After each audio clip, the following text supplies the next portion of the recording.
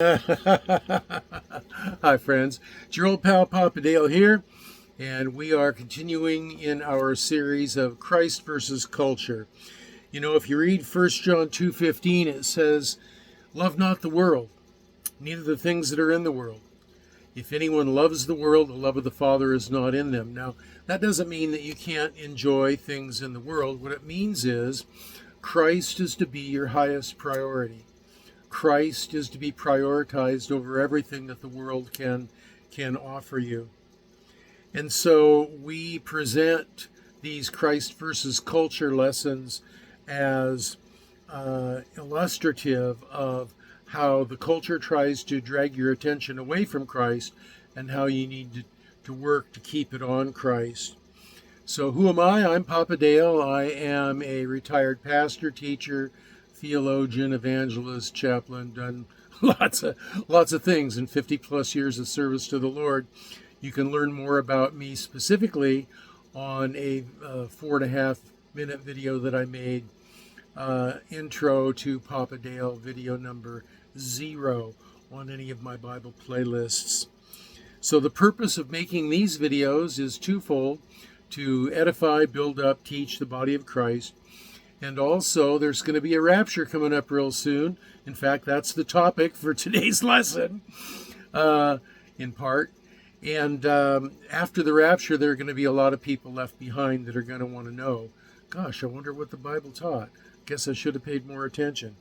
And this is a body of content that the Holy Spirit could point them to. So, here we go. This is the Rapture. Welcome to Daniel's 70th week. And the lesson notes read: the Hamas attack on Israel on October 6 through 7, 2023, was the bloodiest attack on Jews since the Holocaust. More than 1,200 were dead, 3,300 injured, 240 taken hostage, and it occurred exactly 7 years to the day before the Day of Atonement, the holiday that is celebrated every year, but before the Day of Atonement in 2023 is to take place. I believe this Hamas attack event began the prophesied Daniel 70th week. See Daniel 9:24 through 27. According to the 6th century BC prophet, from the time of the official release of the Jews from incarceration and captivity in Babylon, there would be 483 years until Christ. Then there would be a pause, and later a final 7-year period to complete the punishment of the Jews for their rebellion. Now, Christ came in 2000 BC, or 2000. Christ came in 0 approximately BC, and died in approximately 30 AD. And here we are 2,000 years later with 2030 coming right up. So there was a gap in this prophecy of Daniel from the death of Christ in about 2030 to modern time, the death of Christ in 30 AD to modern time, which is 2030. That was the gap that God allowed to happen so that he could bring into his family Gentile believers, essentially was the purpose for it. So here we continue on, and I say that in the next sentence. The pause came so Christ could be killed in the place of all who would believe and trust in him for salvation, and so they could be reconciled with God. The final year of the 70 years of Daniel's prophecy was to be a period of extreme judgment on the Hebrews, known as Jacob's trouble. This was actually a 70th year, which was a 70th week of years, or from our reckoning of time, a 7-year time frame. The details of this are found in the book of Revelation. I believe that pause between the death of Christ and the beginning of the 70th week of Daniel, I believe that pause has now ended. According to Revelation, somewhat concurrent with the judgment of the Hebrew people, would come judgment on the rebellious Gentile people of the world as well. All who have not accepted Jesus Christ as the solution for their sin problem are under the sentence of God's wrath, and this will manifest during Daniel's 70th week.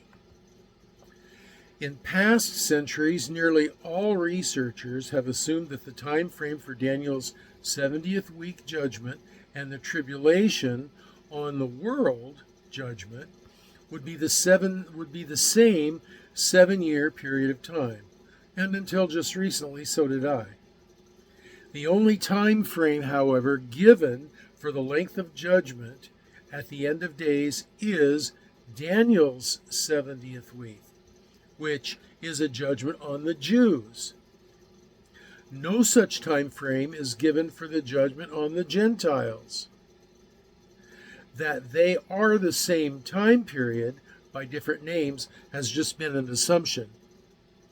Partly assumption based on false theology, replacement theology, which said that the church replaced Israel in the plan of God, which is bunk theology, but also just because it fit well within the narrative that people wanted to believe. There is a specific prophecy in the Old Testament that indicates the timeline for God's plan of redemption for humanity. It's found in the holidays God gave to the Hebrews to celebrate, and they're called the feasts of the Lord. And that's found in Leviticus 23. In Hebrew, these are called the Moedim, or appointed times of the Lord. They were to be dress rehearsals for coming events, and, as it were, harbingers of coming events. Prophecies, if you will. There were 7 holidays and 7 events, and they were to occur on specific dates on the Hebrew calendar. Just like every year, we celebrate Thanksgiving, we celebrate Independence Day. These were holidays. God told the Israelites, celebrate this event on these days every year. The first 4 were spring events, and they were Passover, unleavened bread, first fruits, and Pentecost. Well, guess what? They celebrated these events for years and years and years and years, and then along came Jesus, and Jesus physically and literally fulfilled each one of these events on the exact day. He died on Passover, he was buried on unleavened bread, he arose on first fruits, and he sent the Holy Spirit to believers on Pentecost. The fall feasts are currently unfulfilled, and they must be fulfilled exactly as the earlier ones were for the prophecy to not be destroyed. Jesus will physically and literally resurrect the dead in Christ and rapture the living believers in Christ on the Feast of Trumpets. He will return in his second coming on the Day of Atonement. He will establish his dwelling on earth with humankind on the feast day of Tabernacles. Now, events that evidence the beginning of this period of judgment include increased wars, the rise of the New World Order, this is called the harlot, digital currency, increasing weather disturbances, increasing worldwide plagues, increasing persecution of Christians, and especially attacks on Israel, and more. Did you know that there's more persecution on Christians all over the world now than at ever in history? It's amazing. Now, also, all of these kinds of events, weather disruptions and persecutions and attacks on Israel and so forth, most all of these events have happened individually throughout history. But this is the first time in history when the whole group of all of them are coming together at the same time accelerating together and metastasizing and coming to fulfillment at the same time. The attacks on Israel will grow, and her allies' help will withdraw. The persecution of Jews worldwide will increase. This will be what builds in intensity over the next 10 months. This will be the run-up to worldwide persecution of the people of God and collectivization and control of the others. Now, I said 10 months at the time of the recording of this video. It's 8 months, and of course, every month that goes by, we get closer to the time of October 2nd and 3rd, which is the next Feast of Trumpets.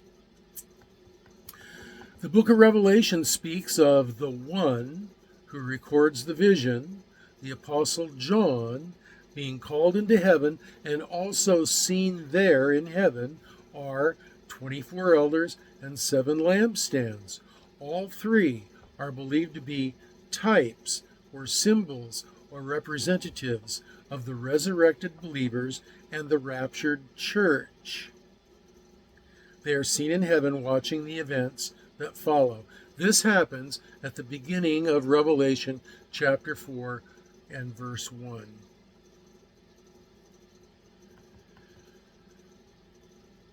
So after this, we're in heaven, and very possibly we're going to be watching what's going on the earth. After this, Revelation continues with the release of 4 spiritual entities described as horsemen: the white horse of conquest, the red horse of war, the black horse of famine, and the green horse or the pale horse of death and hell. This begins the tribulation after the Feast of Trumpets and the resurrection rapture. Interesting note here, the colors black and white horse, red horse, black horse, and green horse, those happen to be the colors of all of the flags of all of the Islamic nations. Isn't that interesting? Fascinating. So, I believe that the 70th week of Daniel began when Hamas attacked Israel, exactly 7 years before the anticipated return of Christ in his second coming on the Day of Atonement. The release of the 4 horsemen and the tribulation begins after the resurrection rapture event on that Feast of Trumpets. Now, which Feast of Trumpets? There's no certainty about that. Between now and a point in time when the abomination of desolation gains enough power, the temple in Jerusalem is rebuilt, the abomination of desolation occurs on the altar in the temple of Jerusalem, which is the Antichrist sacrifices a pig there, pardon me, and insists that everyone worship him as Messiah. That will happen in April on the Feast of Atonement of 2027. And it seems to me that 2024 is the most likely date for the Feast of Trumpets, the rapture of the church and the resurrection of the faithful dead, because that allows the most time for the outworking of the other events that we see in the book of Revelation. But I'm not saying, thus saith the Lord, I'm not guaranteeing this. This is the way I see the events working out. God is able to accelerate events or decelerate events according to his plan and according to his wishes. So, friends, those are my thoughts and my comments on the rapture, resurrection of the dead. If you have comments or questions, you can leave them below. But keep in mind, this is not a debate channel. This is not an opportunity for you to teach everybody what you believe. Do that on your own YouTube channel or on your own Facebook page. But this is an opportunity to ask questions or to make brief comments down below, or to leave prayer requests.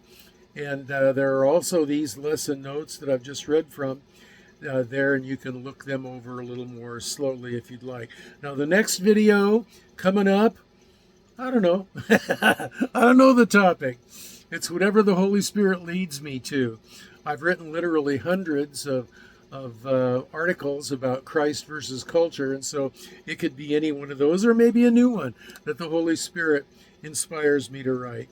So, until the next video, this is your old pal Papa Dale signing off and saying, I'm praying for you, that you will be well and be blessed.